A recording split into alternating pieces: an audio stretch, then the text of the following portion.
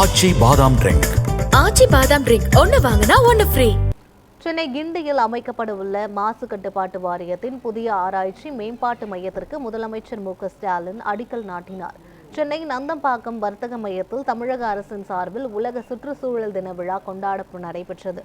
இதில் கலந்து கொண்ட முதலமைச்சர் ஸ்டாலின் தனுஷ்கோடியில் அமைக்கப்பட்டுள்ள கிரேட்டர் பிளமிங்கோ பறவைகள் சரணாலயத்தை காணொலி காட்சி வாயிலாக திறந்து வைத்தார். சென்னை கிண்டியில் அமைக்கப்பட உள்ள மாசு கட்டுப்பாட்டு வாரியத்தின் புதிய ஆராய்ச்சி மேம்பாட்டு மையத்திற்கும் அடிக்கல் நாட்டினார். அப்போது பேசிய அவர், நாட்டிலேயே சுற்றுச்சூழல் பாதுகாப்புக்கு அதிக திட்டங்களும் இயக்கங்களும் தமிழ்நாட்டில்தான் உள்ளன என்று கூறினார். தமிழ்நாடு பசுமை இயக்கத்தின் மூலம் 10 கோடி மரக்கன்றுகள் நடப்பட்டிருப்பதாக கூறிய முதலமைச்சர் ஸ்டாலின், தமிழ்நாட்டில் 7 புதிய வன காப்பகங்கள் உருவாக்கப்பட்டுள்ளதாகவும் குறிப்பிட்டார். ராம்சார் குறியீடு பெற்ற அதிகமான ஈரநிலங்கள் தமிழ்நாட்டில் உள்ளன என்றும் கூறினார். 1 டிரில்லியன் பொருளாதாரம் மட்டுமின்றி பசுமை பொருளாதாரமே தமிழ்நாட்டின் கனவு என்றும் முதலமைச்சர் ஸ்டாலின் தெரிவித்தார்.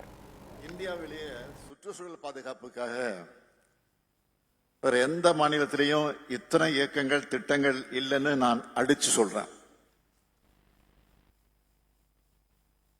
அந்த அளவுக்கு கடந்த 4 ஆண்டுகளா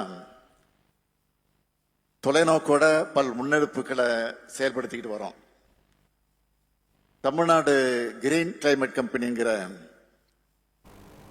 இந்தியாவின் மிக சிறந்த ஒருங்கிணைந்த காலநிலை மற்றும் சுற்றுச்சூழல் ஆளுகை கட்டமைப்பை உருவாக்கணும்.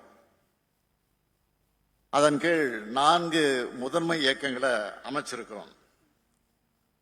முதலாவது தமிழ்நாடு பசுமை இயக்கம் மூலமா 10 கோடிக்கு அதிகமான மரக்கன்றுகளை நட்டிருக்கோம்.